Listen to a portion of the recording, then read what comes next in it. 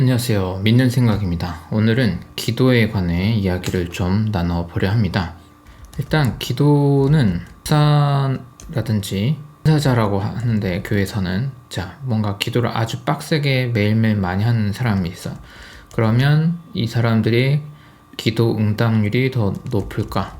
저는 그런 거 없다고 생각합니다. 저는 이 세상의 모든 사람은 기도 앞에 평등하다 생각해요. 기도의 양을 많이 하면 응답률이 높아지냐? 이것도 저는 아니라고 생각합니다. 직관적으로 말씀드려 볼게요. 기도를 1초 1초 하는 거랑 100시간 하는 거랑 직관적으로 보면 기도를 우리가 아는 물리세계 안에서 100시간 하는 게 기도 뭔가 응답이 이루어질 확률이 높다. 그럴 수 있잖아요. 저는 이것도 아니라고 생각합니다. 여기서 5가 될 수도 있는데요. 5가 되는 경우는 기도가 이제 수행의 기도일 때는 5가 맞습니다. 그러니까 이거는 조금 이따가 다시 말씀드릴게요. 기도가 수행의 기도일 때는 기도의 양과 이 기도가 실현되는 그것에서 어느 정도 뭔가 상호 간의 관계가 있을 확률이 있는데, 보통 그냥 교회에서 응답을 받는다고 할 때 일상의 여러 문제들, 과제들 이런 걸 가지고 기도를 하잖아요. 그때의 기도 응답률, 나 자신에 해당되는 게 아니라 그런 우리가 함께 기도하는 것들, 뭐 중보기도도 되고 나 자신이 아닌 나와 연관된 어떤 현상들, 그런 것에서 원하는 어떤 기도 응답을 바랄 때 기도의 양 자체가 영향을 주진 않는다라고 생각합니다. 세 번째, 기도의 방법에 어떤 더 탁월한 뭐가 있느냐? 저는 이것도 없다고 생각합니다.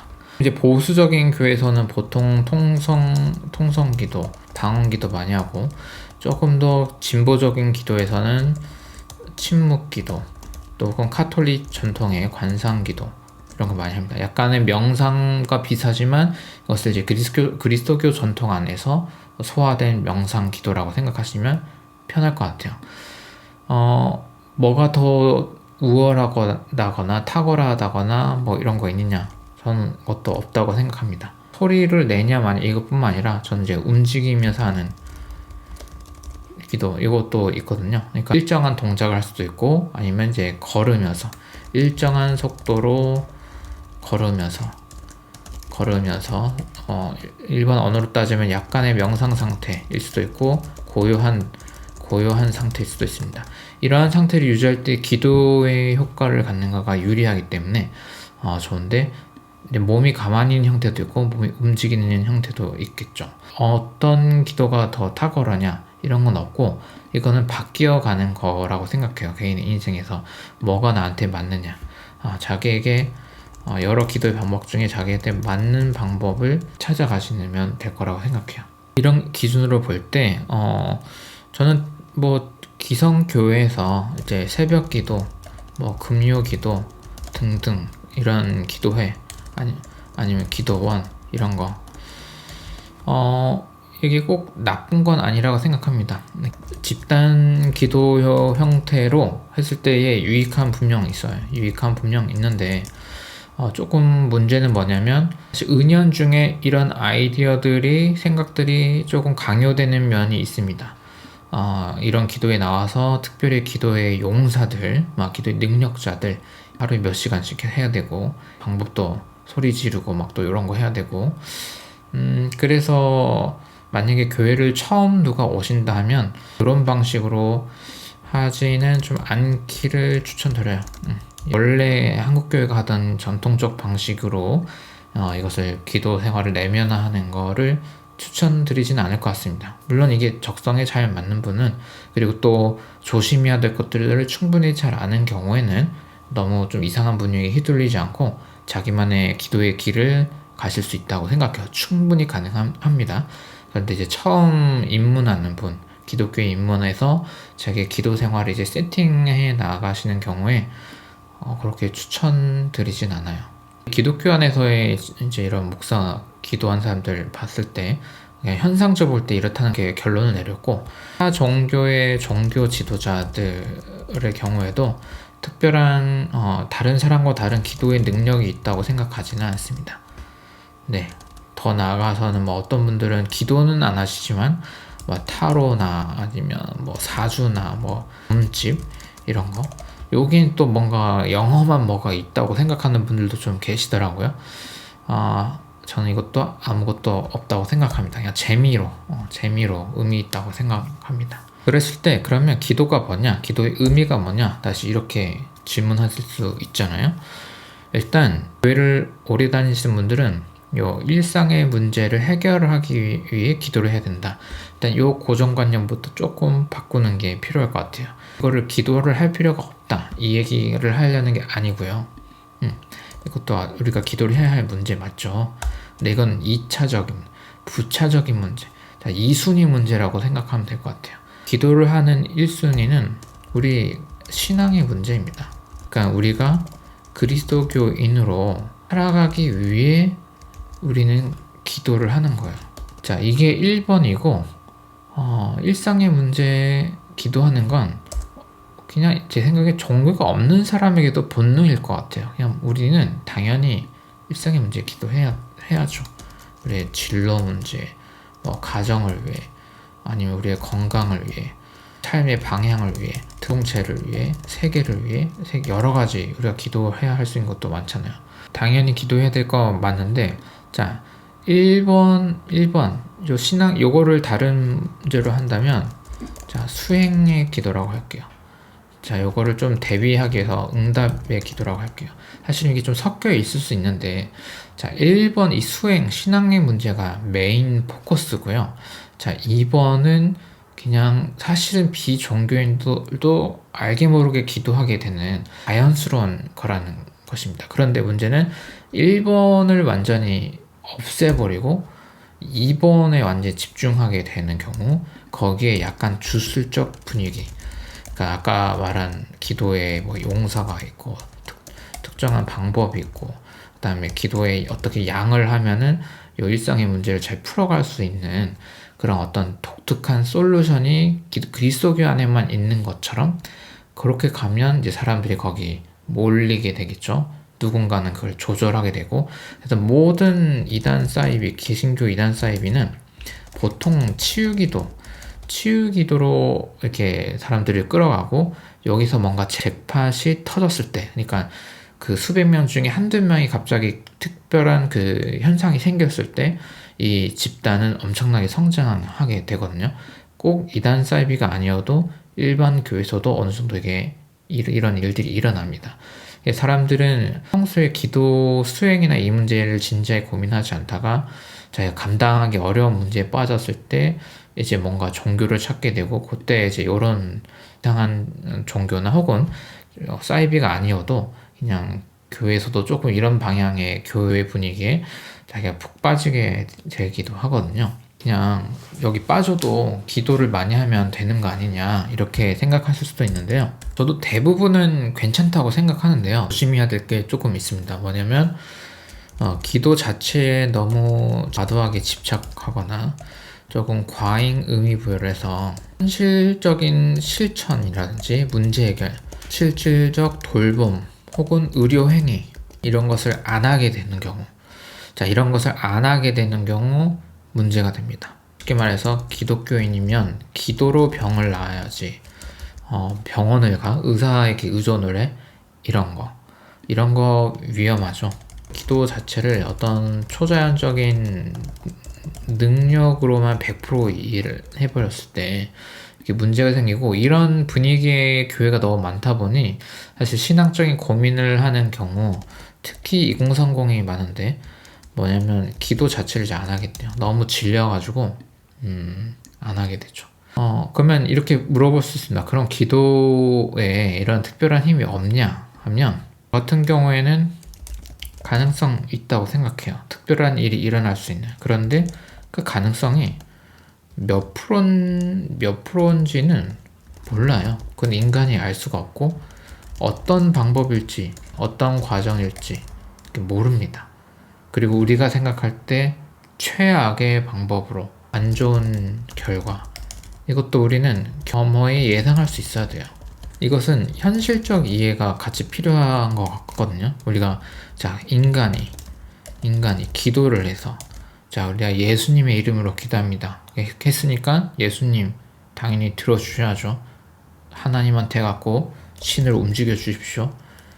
신이 이것을 이런 방식으로 해서 어떤 결과 아웃풋을 낼 수 있도록 아웃풋 이렇게 낼 수 있도록 해주십시오.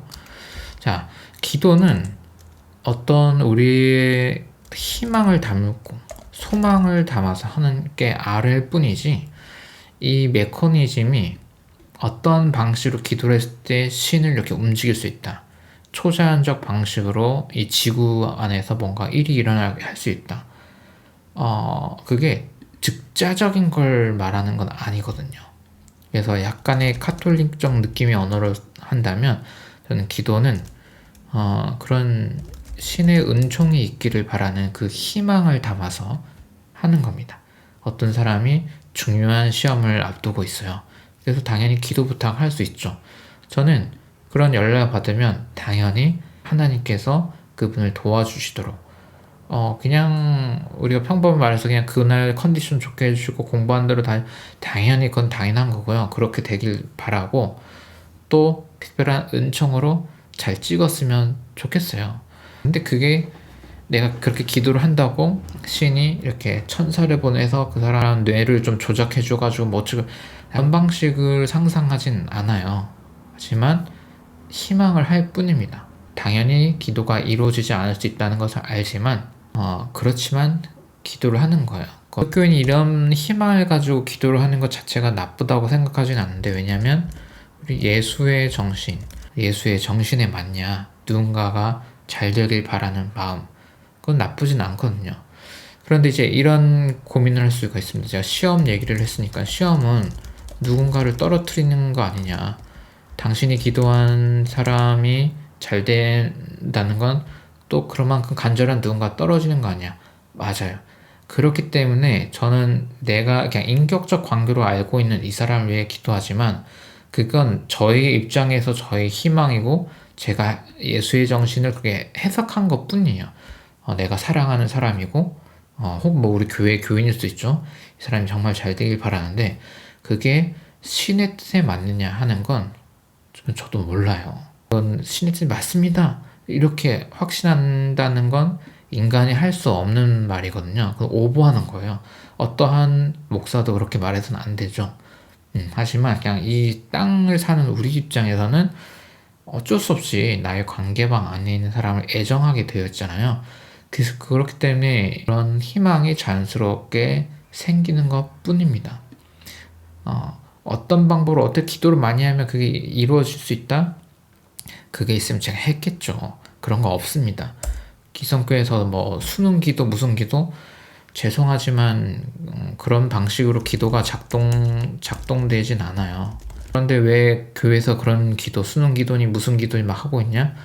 어쩔 수 없는 그냥 현실적인, 저는 이제 운영 전략이라고 생각해요.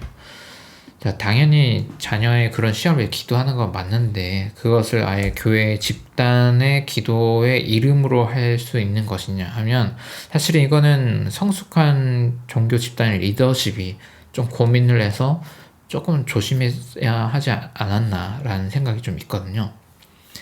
마찬가지로 이제 시험보다 더 어려운 게 사실 질병의 문제예요. 저는 이것도 똑같은 원리로, 우리는 그리스도교인은 어쨌든 예수의 삶과 행동에 나타난 그런 신의 모습을 기준으로 우리가 기도할 수 있는 거거든요. 여기서 조금만 더 말씀드리면은, 이것을 이제 예수의 영, 푸뉴마라고 하고, 이것을 영어로는 스피릿이라고 하겠죠. 기독교에서 말하는 거는 예수는 이제 부활 후 승천 후 없지만, 예수는 이 세계에 없지만 우리는 예수의 영으로 살아가라고 하는 거. 그러한 정신성, 그러한 물질성은 실천성을 말하는 거거든요. 그러한 방향으로 살아가려는 사람들을 이제 그리스도 교인이라고 하는 거잖아요. 예수가 보여준 무조건적 차별 없는 그런 사랑, 요 사랑의 정신에 입각해서 우리는 살아가려고 노력하는 거고, 사실 이 기준에 나를 맞춰보려기 되게 쉽지가 않잖아요. 인간이기 때문에. 그렇기 때문에 기도는 여러 방법으로 우리가 항상 수행의 의미로 살아가는 거고, 자, 질병에 있어서도 예수님이 사실 질병 치유 기도 했습니다. 중요하죠. 누구도 거들떠보지 않는 사람들을 주로 치유를 해요. 또 예수님께서 사회에 아주 높은 사람들 만나고 치료해갖고 한 자리 차지하고 막 이런 방식이 아니잖아요. 요 질병에 몸이 아플 수 있고 마음이 아플 수 있고 경중이 또 다 다를 수 있습니다. 이것도 똑같이 마찬가지인데요. 누군가 좀 아픔이 있어서 기도 부탁을 할 수 있잖아요. 꼭 목사라고 해서 제가 기도한다고 해서 기도가 더 잘 응답되냐? 저조차도 제가 그렇게 생각하지 않고요. 이 세계에 지구상에 있는 모든 목사들 딱히 더 기도를 잘 하지 않습니다. 제가 한 10년간 관찰해 보니 그래요. 네, 더 그런 거 없습니다. 똑같아요. 그리고 기도를 한다고 해서 뭔가 우리 기적적 응답, 바로 병이 낫고 이런 거 있느냐 하면 그냥 주관적으로는 기적이라고도 할 만한 것들을 가끔씩 직간접적으로 경험하긴 했어요. 저 자신보다는 이제 주변에서. 하지만 이게 뭔가 수학적이고 과학적인 어떤 것처럼 뭔가 딱딱딱 맞아서 되냐? 그건 아니에요. 그건 아닌 것 같아요. 그래서 이 기도 응답만을 가지고 이게 신의 뜻이 이렇게 됐고 저 사람은 일부러 하나님이 낫게 해줬고 저 사람은 낫지 않게 해줬고 이것을 이제 이런 방식 도식화해서 생각하는 거 절대 안 돼요.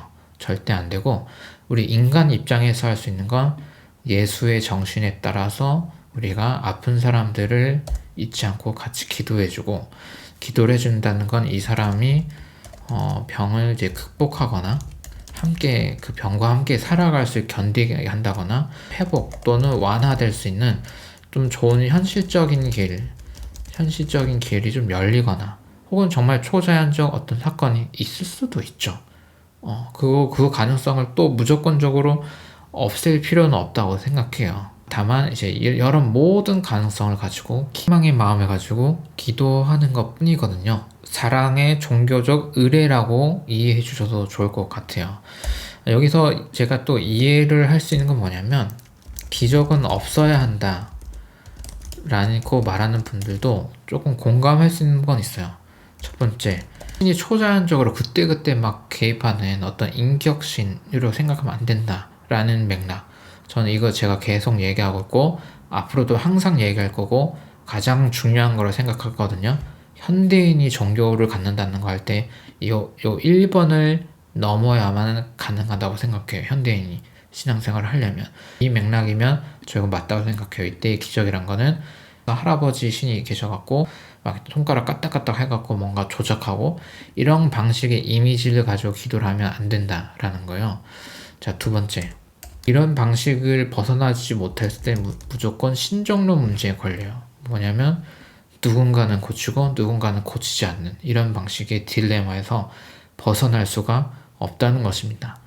자, 우리가 쉽게 생각해서 예수님께서 이제 병든 사람들, 귀신 들리는 사람들 다 고치고 이렇게 할 때도 보면 우리는 상식적인 입장에서 예수가 누군가 한 사람을 그 치유 기적을 할 때, 눈먼 사람 눈뜨게 하고 할 때 우리는 지구상에서 수많은 생명들이 죽었다라는 것을 알아요.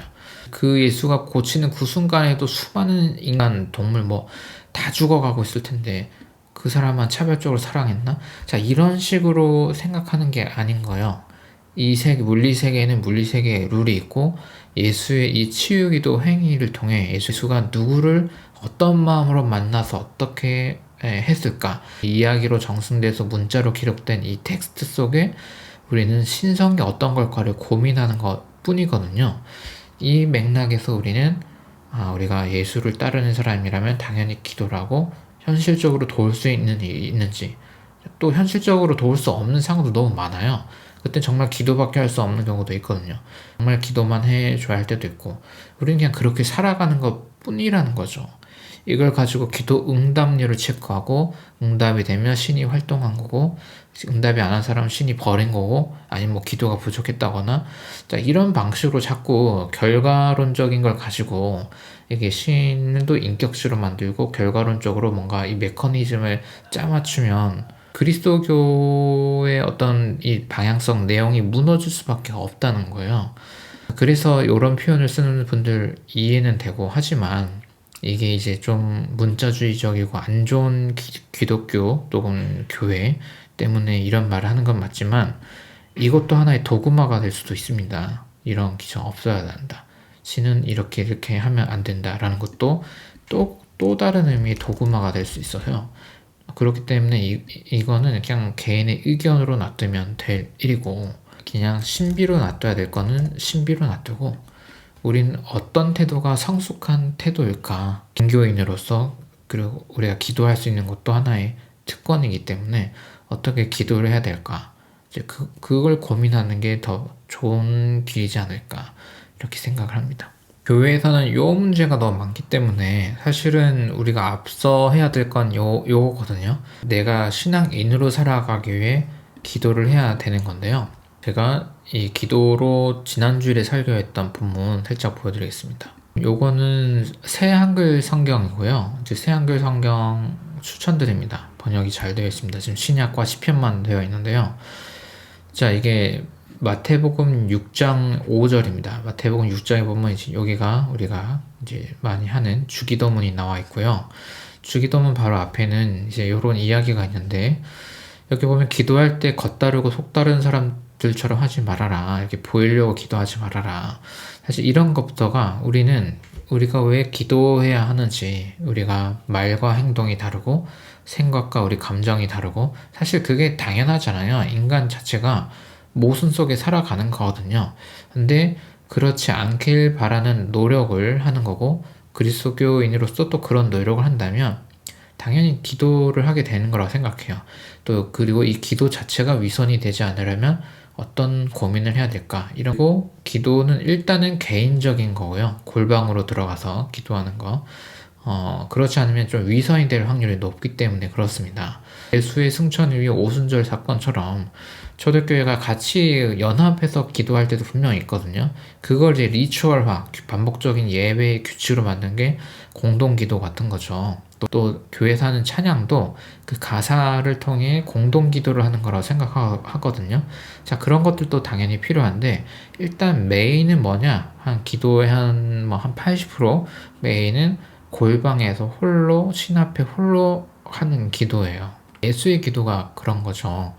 그리고 기도할 때 똑같은 말 반복하지 말아라. 하나님은 원하는 거, 필요로 하는 거 알고 있다.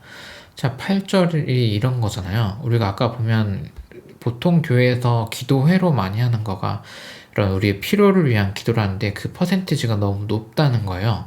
사실 그것은 우리가 우리 언어로 말을 하는 건 우리의 불안 때문에 하는 거고, 사실은 신은 그걸 알고 있는 거잖아요. 그렇기 때문에 우리가 그것을 말을 하는 이유는 신이 모르니까 알게 해야 돼, 혹은 그 말을 계속 반복해서 응답률을 높여야지, 이런 게 아니라 사실은 우리의 불안과 우리 욕심 때문에 그렇게 기도를 하고 있다는 것도 캐치를 해야 돼요. 그래서 예수님은 기도의 어떤 방향, 흐름을 기도문으로 이렇게 정리를 해주셨는데, 자, 9절의 앞부분은 그냥 기도의 시작하는 부분입니다. 유대인들이 일단 이렇게 기도를 시작을 해요. 하나님의 나라는 신의 그런 영향력인 거죠. 신성한 사랑의 영향력이 있는 공간이 확장되길 바란다. 그거를 이제 고대의 언어로는 하나님 나라가 오길 바란다, 땅에 실현되길 바란다, 이제 이런 기도를 하거든요. 그래서 하늘에서처럼 땅에 이루어지길 바란다. 우리가 기도하는 그런 신성의 그런 게 사실 현실에서 너무 거리가 멀잖아요. 모든 게 현실성을 이루어지기 위한 그 출발점의 의미로 우린 기도를 하는 거죠. 그리고 일단 우리에게 필요한 먹을 것을 오늘, 그러니까 우리가 필요한 만큼 오늘, 이런 표현들이 우리의 어떻게 보면 욕망을 컨트롤하는 거라고 생각해요. 기도는 우리가 기도를 한다는 거는 그냥 내가 유의하고 놀고 아니면 그냥 쉬고 이러고 싶은 시간 속에서 뭔가를 좀 끊어놓는 거잖아요. 그것도 나를 조절하는 거고, 내가 소유하고 싶은 거나 갖고 싶은 거나 이루고 싶은 일의 그런 크기를 조절하는 것부터가 기도의 출발이라고 생각합니다. 그리고 이제 새한글 성경을 가져온 이유가, 여기 보면 죄의 비사면 그냥 빚이잖아요. 사실 주기도문이 이게 이 용서가 경제 용어로 표현되어 있거든요. 그래서 이 맥락이 뭐냐면 제가 누군가에게 10,000원을 빌려줬는데 그 사람이 형편이 어려우니까 빌려간 거겠죠. 형편이 좋아지면 당연히 10,000원을 저한테 돌려줘야 돼요. 근데 현실이 녹록치 않아서 그 사람이 갚을 수 없게 될 수도 있거든요. 그때 내가 여유가 있는 상황이면 그 빚을 안 받을 수도 있는 거잖아요. 근데 그런 걸 종교적 실천이라고 하는 거고, 그게 가능한 사람이 우리가 되어갈 수 있도록 하기 위한 게 신앙의 여정이라고 생각을 해요. 근데 그걸 기도를 하는 거예요. 내가 저 사람이 나한테 안 갚았지만 내가 용서해 주었습니다. 하나님도 그렇게 해주세요. 우리가 하나님께 빚들이 있을 텐데, 빚이 있을 텐데, 그것을 제가 이런 세상에서 한 행위들처럼 그런 방식으로 하나님도 저를 용서해 주십시오. 라고 기도를 하는 거거든요. 이게 뭐 원죄, 전적 타락이니 뭐 이런 게 아니고요. 신앙으로 우리가 이웃에게 사랑을 실천할 때 그와 방식으로 하나님이 우리를 품어줄 것이다. 라는 기도죠. 그러니까 실천과 기도가 연결되는 맥락입니다. 그래서 우리를 유혹에 빠지지 않고 여기서 악한 자 또는 악 이런 사랑과 반대되는 그 모든 것들을 악이라고 할 수 있겠죠. 그러니까 이런 맥락에서 우리는 기도를 수행의 차원에서 해야 되는 건데요. 근데 문제는 이런 방향의 기도는 골방에서 뭐 시간을 정할 수도 있지만 그 골방이 또 문자적일 수도 있고 아닐 수도 있거든요. 정기적으로 내가 잠깐 나를 조용히 살펴보는 시간이 있다면 그게 기도의 시간이 될 수 있고, 특별히 그냥 방에 조용히 있는 시간을 기도의 시간으로 할 수도 있고, 그러니까 이동 중에도 할 수 있고, 걸어가면서도 할 수 있고, 현대인의 삶의 라이프 스타일 안에서 이런 맥락의 운동을, 기도를 자신의 내면화할 수 있는 여러 방법을 할 수 있는 거거든요. 여기서 보면 마지막 요쪽은 어떤 사본에는 없음 해서 요거는 이제 나중에 이 예수의 기도가 예전으로 들어갈 때 추가된 표현으로 보통 이렇게 봅니다. 이렇게 아멘. 그러니까 이 핵심 포인트를 살펴보면 기도는 우리의 필요에 대한 응답의 맥락을 무시할 필요는 없지만 이건 하나님이 이미 알고 있는 영역이고 우리가 에너지를 쏟아야 하는 것은 예수의 기도처럼 사랑의 실천의 삶을 위한 자기 조절, 자기 컨트롤과 그 자기 컨트롤 통해서 남을 도울 수 있는 나로 살아가기 위해 수행의 차원에서 기도를 해야 한다. 이게 사실 포인트라는 것입니다. 그런데 이제 교회에서의 기도가 너무 이쪽에 빠져 있고 거기에 주술적 의미를 추가해 놓고 거기에 이 기도를 잘하는 뛰어난 능력자가 교회 리더십인 것인 양 그렇게 세팅이 되어 있으니까 사람들이 이 집단 현상에서 벗어나기가 좀 어렵게 되는 게 있는 거예요. 그리고 개개인의 고유한 그 신앙의 여정을 존중해야 되는데 그게 파괴되는 거예요. 자기만의 스타일로 기도를 할 수 있고 또 기도가 그냥 형이상학으로 끝나는 게 아니라 자기 돌봄, 자기 수행, 실천, 자기 조절 이 영역에서 내가 어떻게 잘하고 있는지 그리고 이걸 통해서 사랑의 실천을 어떻게 알고 있는지를 구체적인 피드백 속에서 자기에 맞는 기도의 방법을 찾아 나가야 되는 거거든요. 예를 들어서 내가 좀 화가 많은 성향이야. 화가 많은 성향이라는 게 그런 유전자를 좀 그렇게 타고났거나 그런 환경에서 자라왔거나 뭐 그런 거죠. 성격이 좀 그럴 수도 있고. 그럼 이 사람은 다른 사람에 비해서 내가 예수의 정신을 따르려면 이 문제를 좀 컨트롤해야 되는 거잖아요. 그럼 여기에 맞는 내가 어떤 기도의 수행을 했을 때 효과가 있을지를 테스트를 계속 해봐야겠죠. 그러면서 기도의 방법과 시간을 조정해보고 요 피드백 속에서 이 자기만의 기도의 길을 만들어 가야 되는 거거든요. 누군가는 무력감 속에 너무 빠진다. 그럼 내가 어떤 기도를 해야 하고 어떻게 해야 될까? 그런 경우에는 내가 기도와 수행이 잘 되고 있다는 것은 그만큼 어떤 에너지가 발생이 되고 창의적인 활동이 연결되고 그게 나를 막 갉아먹고 소모적으로 하는 게 아니라 굉장히 생산적으로 내가 활동을 하고 그게 나한테도 좋은데 그게 그걸로 끝나는 게 아니라 누군가에게 도움을 주고 있다면 그것은 신앙의 방향으로 맞는 거잖아요. 그거를 유지시켜주는 방법이 기도가 되는 거죠. 이러한 방향성을 가지고 우리는 기도를 좀 재구성할 필요가 있는 것 같아요.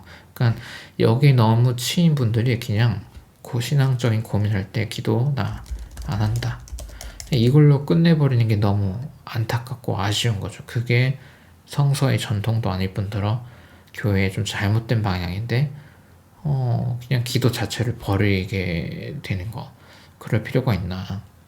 응답의 기도 또한 우리는 안 할 필요는 없는데 성숙한 태도로, 신의 은총이 우리가 알 수 없는 방법으로 있기를 소망하는 방법으로, 그 결과값을 따지면서 신이 이렇게 했네 안 했네 우리 감히 인간이 그렇게 해선 안 되는 거고, 이것은 그냥 사랑으로 희망할 뿐입니다.